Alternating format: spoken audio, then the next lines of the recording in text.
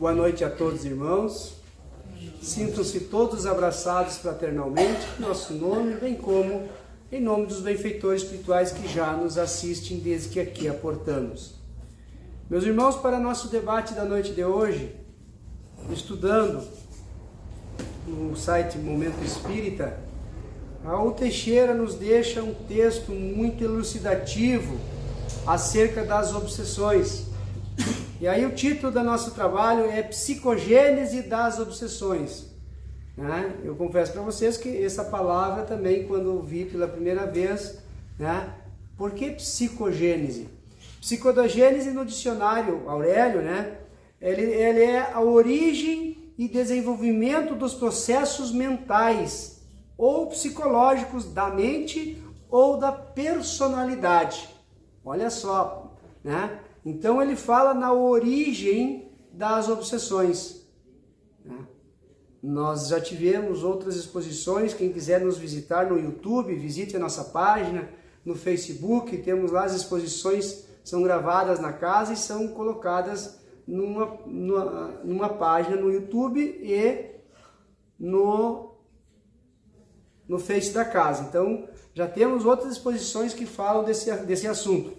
Mas a importância de nós entendermos, então, o que é a psicogênese, a origem de um fato psíquico, numa atividade ou experiência psicológica própria. Então, nos estudos da psicologia, hoje, as questões da obsessão, a gente fala que a obsessão é tratada a nível espiritual, a nível de casa espírita, de desobsessões, fluidoterapia, passe magnético, água fluidificada, certo, tá certo, Mas muitas pessoas estão procurando psicólogos, psiquiatras também nesta área. E a psicologia tem estudado, a origem disso tudo. Há muitos casos de psicólogos que estão procurando a fonte, Então, a psicogênese é a fonte, a origem das obsessões. Então, nos estudos da psicologia encontramos uma gama de fenômenos que vem merecendo estudos bastante interessantes por parte dessa ciência, que são os fenômenos da obsessão. Quando a psicologia trabalha a questão obsessiva, procura nos mostrar que o indivíduo estará vivenciando essa experiência todas as vezes que nele se manifestar alguma ideia fixa. Então, a própria palavra obsessão, ela já traz, é uma ideia fixa em alguma coisa. Então, por isso que a psicologia está procurando, os psicólogos e psiquiatras estão procurando a origem dessa ideia fixa. Onde que a gente desviou o nosso roteiro, o nosso pensamento para fixar a nossa ideia em alguma coisa. Então a característica basal da obsessão é uma ideia que não cessa, que obsessa, olha o termo que ele usa, que obsessa, que obsessiona, que perturba o indivíduo e não o abandona mais. Então esteja fazendo o que for esse indivíduo, ele está pensando naquilo, Ele põe aquela ideia na cabeça e ele esteja fazendo o que for, esteja vivenciando o que for, onde estiver, é aquela ideia matriz que movimenta ele, está chumbado na sua estrutura mental. E aí, meus irmãos, isso caracteriza então o fenômeno obsessivo, porque ele não consegue mais manter o foco nas suas atividades cotidianas, nas conversas, numa música edificante, ele não consegue ler um livro, ele não consegue olhar uma mensagem edificante, alguma coisa, porque ele passou a ter uma ideia fixa de alguma coisa. Então imaginemos uma pessoa ciumenta, por exemplo. O que a pessoa ciumenta faz? Ela tem uma fixação naquele objeto, ele idolatra aquele objeto. Seja um objeto ou seja uma pessoa, ou alguém. Então aquilo para ele passa a ser amado, querido, gostado, desejado, e esse objeto se torna algo perturbador, a tal ponto que pode se tornar uma ideia obsessiva. um fenômeno obsessivo. Costumeiramente, então, né, as criaturas com quadro de neurose apresentam certas repetições obsessivas. Então ele começa a pensar aquilo para ele é o tudo, né? Ou aquela pessoa, ou aquele objeto, né? Ele se apega naquilo como se aquilo ali fosse a salvação para tudo, né? Como se aquilo fosse intocável, ninguém mais toca, ninguém mais, né? É meu, né? E aí entra também a questão do egoísmo, né? A pessoa se prende dentro de si, né? Então é natural pensar então que a psicologia vem tratando dessas questões com relativo êxito. Por quê? Porque estão procurando a origem, né? A origem, porque vai buscando onde e como esse estado das coisas teve começo na alma do indivíduo ou na mente desse indivíduo, né? Para sermos mais, né, psicológicos, né? Isso falando em termos da psicologia. A psicologia já está tratando a alma do indivíduo. Vocês viram que não é só aqui no Centro Espírita que a gente trata espíritos, que a gente trata as questões espirituais, as doenças espirituais, as obsessões? Não. Os centros de psicologia, né, os psiquiatras e muitos outros médicos aí, né, de determinadas doenças físicas, estão procurando a origem, a fonte. E muitas vezes a fonte da dor não é no corpo físico. A fonte da dor é psíquica, é mental, é uma ideia fixa em alguma coisa. Então, desse modo, começamos a pensar em tantos outros fatores que deverão desencadear sobre a criatura humana esse tipo de fenômeno obsessivo. Há criaturas que são, por si mesmas, do contra. Vocês conhecem alguém que é do contra? Essa pessoa é do contra. Para ela, nada vai dar certo, né? Nada pode melhorar. Ninguém presta. Nada presta. Então a pessoa já é pessimista. Ela é uma pessoa negativa. E aí não sabe por quê. Às vezes a gente não sabe por quê, né, que as coisas acontecem. Hoje eu estou sem alguma coisa, mas amanhã eu posso ter, né? Se eu confiar em Deus, se eu confiar no amanhã, se eu quiser um amanhã melhor, que eu possa melhorar hoje, que eu possa orar, que eu possa pedir a Deus uma oportunidade de um melhor emprego, de alguma pessoas melhores à minha volta, por que não? Então a gente atrai aquilo que a gente pensa, né?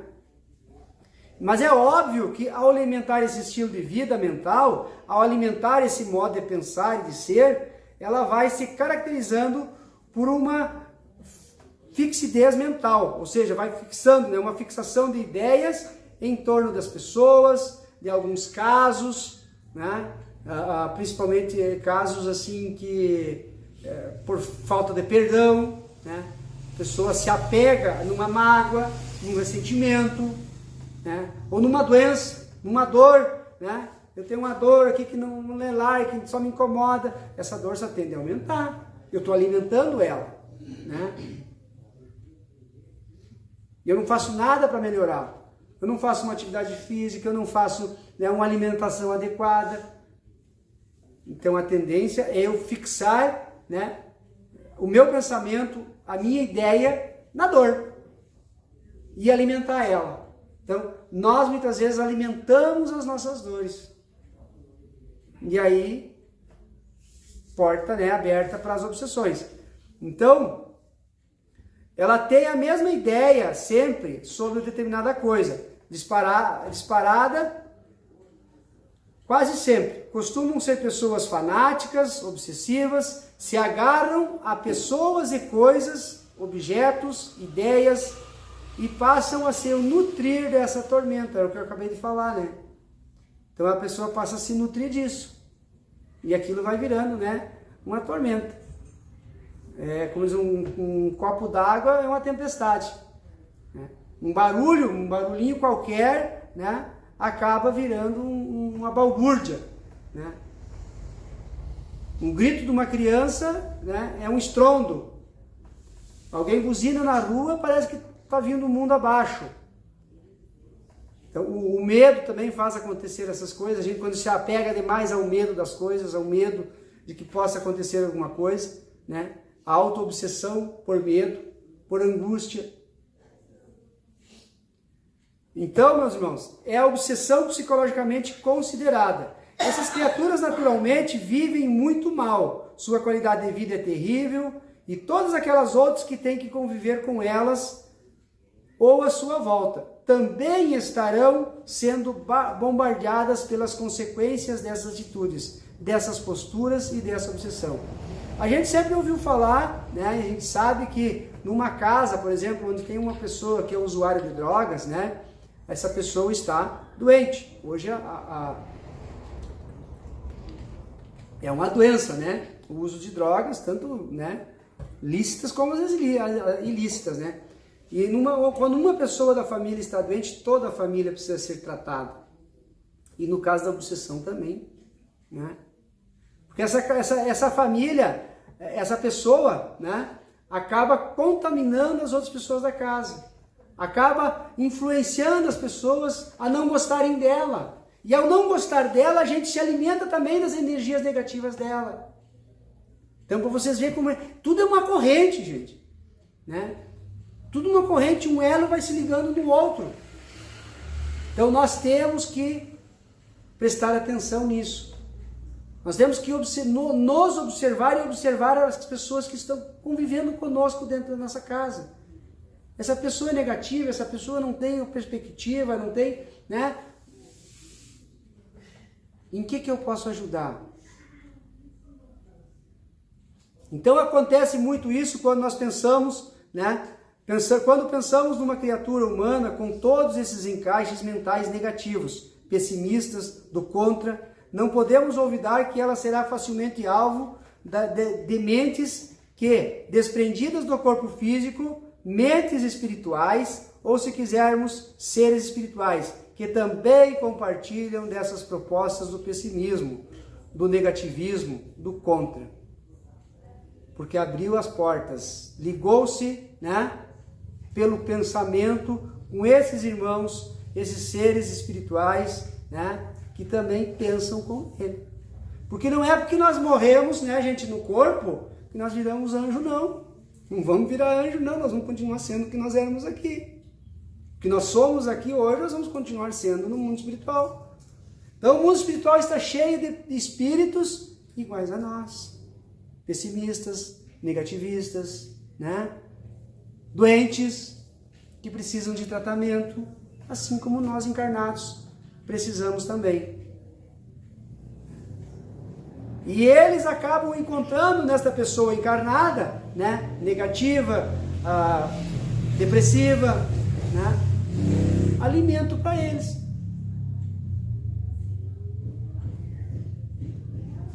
E como nós, os chamarizes daquelas criaturas, e como somos nós os chamarizes dessas criaturas espirituais que nos acompanharão, tanto positivas ou negativas, né? Começará então um processo obsessivo diferenciado.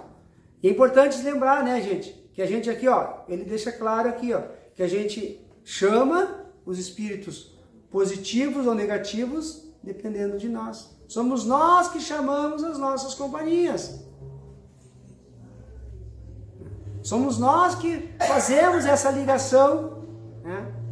A gente sabe que na questão espiritual da comunicação dos espíritos, o telefone só toca de lá para cá, nós não chamamos espíritos, né? Mas nós atraímos espíritos. É diferente o nosso pensamento, a nossa vibração, as nossas ideias fixas em alguma coisa, e isso vai chamando, né? Vai atraindo, desculpa, não vamos usar o termo chamando, né? É atraindo, e eles vêm e se comprazem. Então, todas aquelas características do negativismo, do pessimismo, todas aquelas neuras engendradas na intimidade do ser, podemos chamar de uma auto-obsessão, né? Então é quando a pessoa se auto-obsessiva. Primeiro, toda obsessão começa com a auto-obsessão. Não são os outros que me obsediam, não são os espíritos que me... É eu. É uma auto-obsessão. Começa pelo meu pensamento, o eu interior, né? Então, por isso que a psicologia hoje, então, está estudando isso, nessa psicogênese, né? Procurando a fonte. Aonde que isso tudo começou? Porque geralmente quem vai no psicólogo, né? Vai lá e diz assim, ó, eu não aguento mais a minha esposa, não aguento mais meu esposo, não aguento mais minha família, não aguento mais o meu trabalho, não aguento mais essa convivência com as pessoas, né? Começa a colocar desculpas e a culpa nos outros, nas companhias dos outros, né? Mas esquece que a fonte começou dentro de si. Essa antipatia com os outros, com a esposa, com o filho, seja com quem for, né? Começou dentro de mim, começou dentro do ser, né? Esse negativismo começou comigo, fui primeira eu, né? Por uma coisinha errada eu achei, não, o mundo vai acabar, né? Por uma doença que me apareceu, né? Não tem mais cura, vou morrer. Todos nós vamos morrer, isso é certo. Mas também não precisamos adiantar a morte, né? Vamos esperar cair a bolinha lá no bingo da vida, como diz. Tem um palestrante que diz, acho que é Divaldo, acho que fala, né? Que Deus tem um bingo lá, nós somos uma bolinha lá dentro, vai girando, vai caindo. Cada um tem a sua vez, né? Então não precisamos adiantar, não precisamos ter medo da morte, o medo, né? Quem é que tem medo? Quem tem a consciência pesada, né? Tem um livro até, Quem tem medo da morte, né? Quem tem medo da morte? Tem a consciência pesada. Porque a morte não é o fim, é uma mudança, né? Como eu disse antes, do lado de lá tem espíritos iguais a nós, com as mesmas imperfeições, as mesmas virtudes, né? Os mesmos trabalhos no bem e os mesmos trabalhos no mal. Então, se nós tememos, é porque nós não fazemos correto, porque nós não agimos de acordo com a nossa ética moral. Nós não servimos a Deus e ao próximo como a nós mesmos. Nós não amamos como Jesus nos ensinou. Nós temos um amor egoísta, só eu, só para mim, né? Aquela pessoa é só minha, aquele objeto é só meu, né? O que eu conquistei é só meu, é fruto do meu trabalho. Só que para que eu exercesse o meu trabalho, alguém trabalhou comigo, alguém me ajudou, alguém me deu esse trabalho para mim trabalhar, né? Então, nesse processo obsessivo, meus irmãos, tá? A gente não pode fazer o quê? Abrir a porta. É evitar abrir a porta da tristeza, da angústia, né? Dos medos. O medo vira pânico, né? O apego acaba virando obsessão. E aí nós abrimos a porta. Então, né? Então, meus irmãos, a cada um, afirmou Jesus, é dado conforme suas obras, né? Se nos atiramos à obra do negativismo, do pessimismo, teremos criaturas do mesmo naipe, do mesmo teor, que do outro lado da vida nos inspirarão negativamente. Olha o que eu falei antes, né? Eu acabo falando antes de ler aqui, né? Mas né? Então, do mesmo naipe, né? Né? Então, tudo depende de nós mesmos, de cada um. Mudança de pensamento. Coisas ruins vão acontecer. É a natureza da vida. Se fosse tudo maravilhoso, que graça teria? Tudo bom, tudo maravilhoso, né?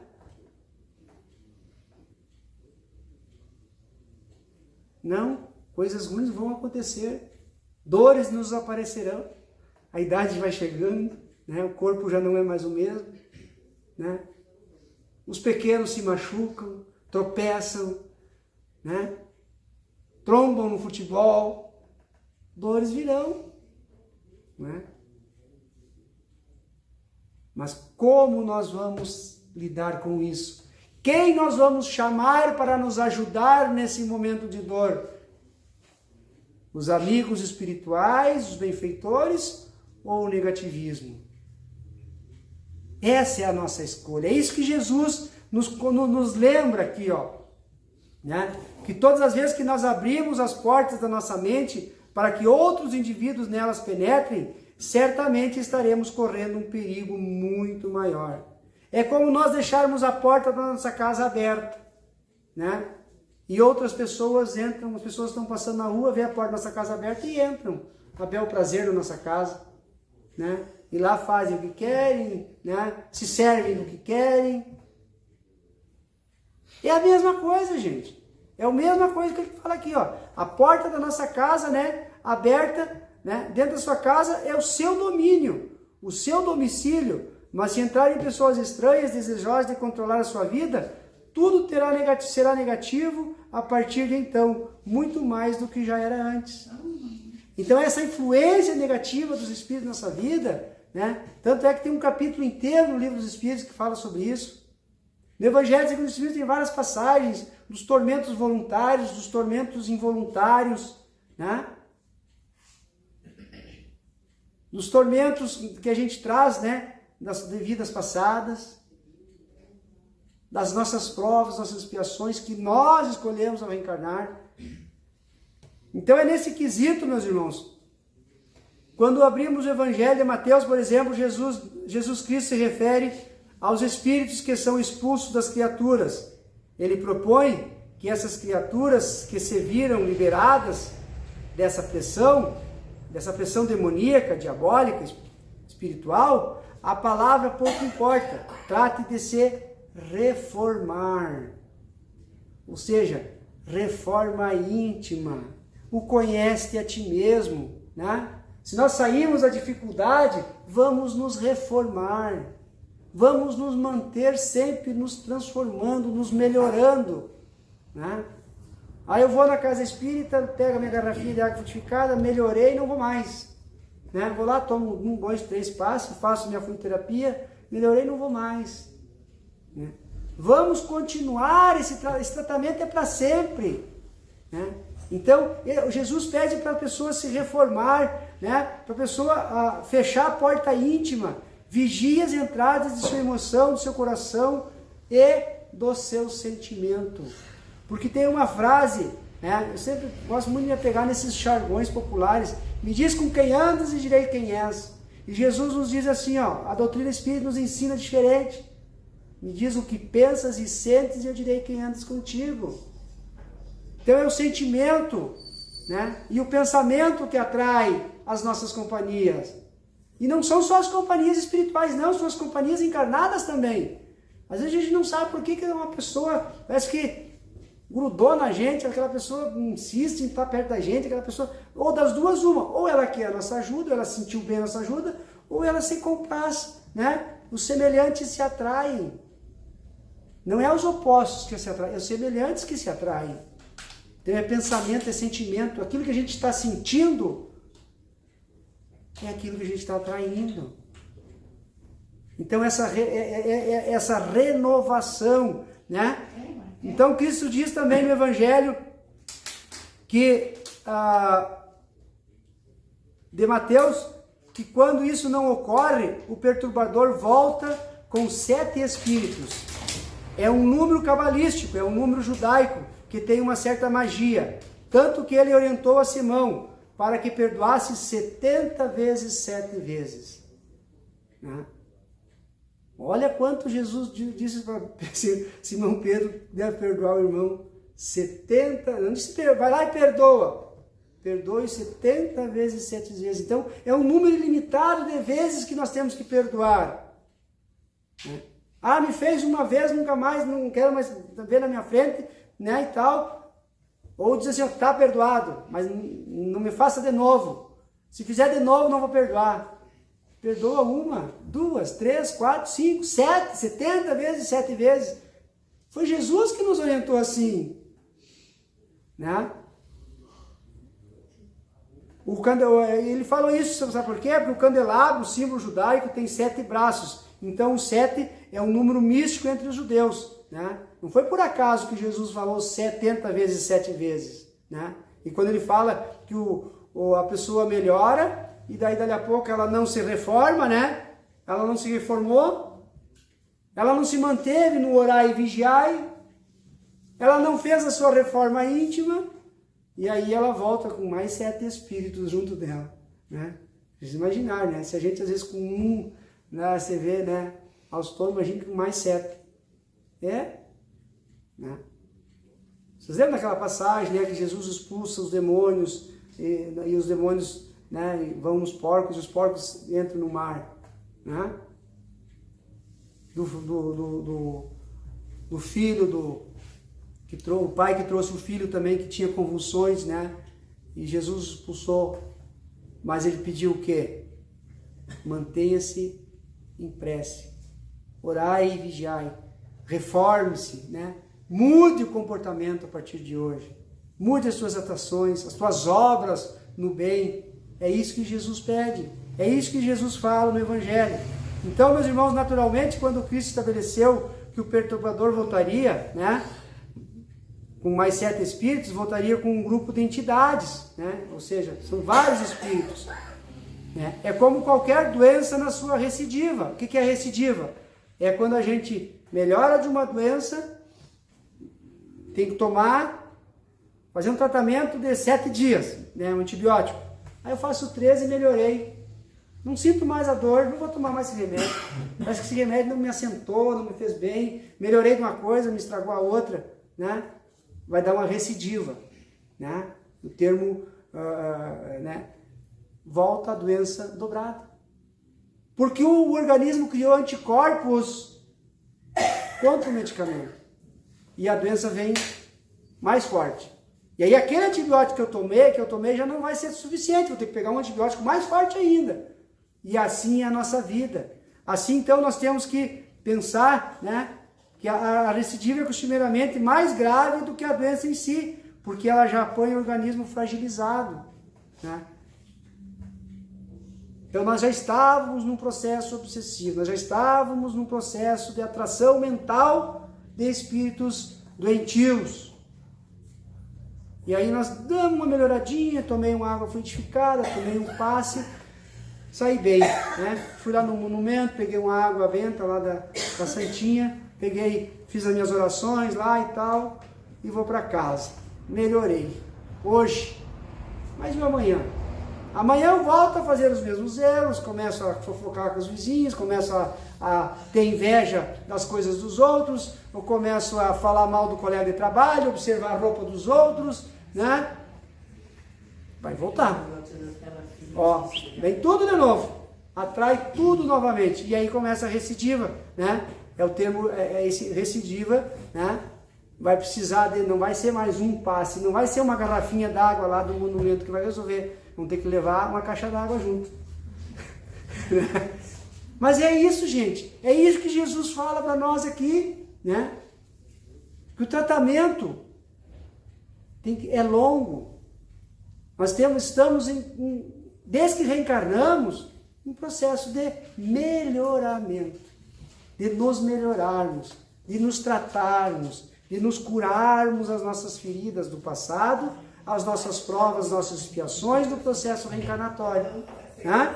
Então, meus irmãos, assim então, olha só, ele fala aqui para nós encerrarmos, né? Para que haja sentido, a prece tem que brotar do cerne. Assim como a doença, né, começa no cerne da alma, a prece também precisa começar no cerne. Muitos vão me ajudar. As pessoas nos pedem prece, nós colocamos no grupo da oração, do Evangelho, na terça, na quarta e no domingo nós temos um grupo do Evangelho online, quem precisar, né, precisar de alguém que esteja internado, esteja doente, nos mande um nome lá no WhatsApp, lá que a gente coloca no grupo da oração. Nós fazemos, né? Mas é preciso que a pessoa faça a sua parte também, né? Então a gente melhora, a gente dá um pequeno, né, uma trégua, digamos assim, mas para que continue o tratamento é preciso que a prece comece lá no íntimo, no cerne da alma da criatura. Isso é um aspecto, depois, colocar esse indivíduo perturbado para fazer alguma coisa boa.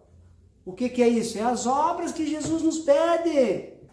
Reconhece o verdadeiro cristão pelas suas obras. Vai fazer alguma coisa boa, vai aprender a lidar no bem, a levar uma comida a um pobre, ajudar uma criança que precisa de material escolar, visitar uma obra de assistência para dar banho em uma criança, num idoso, fazer um curativo, cortar um cabelo, cortar as unhas de alguém. Vai lá no asilo ajudar os velhinhos a cortar as unhas, né?